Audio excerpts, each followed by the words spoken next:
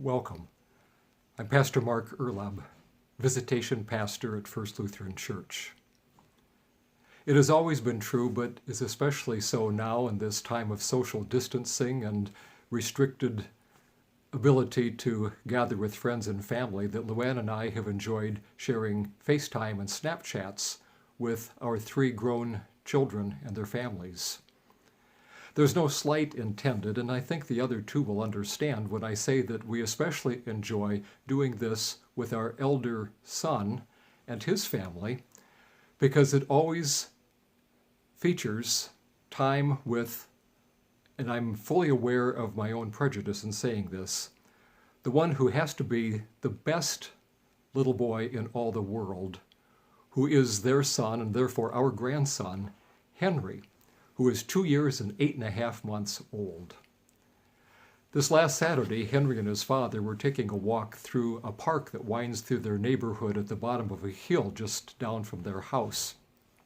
And there's a very small stream that winds its way through that valley and through that park, and they were walking on opposite sides of this stream, and our son was taking Snapchat of his son walking on the other side. Henry came up to this very small little gully.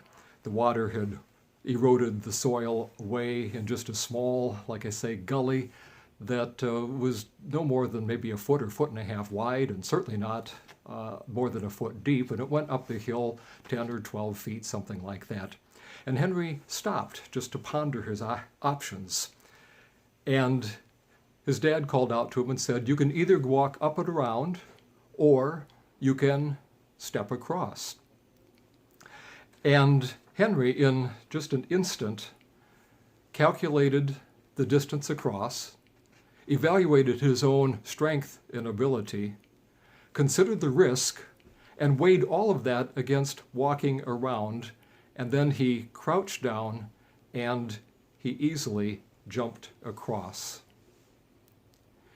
It was, in many ways, a leap of faith.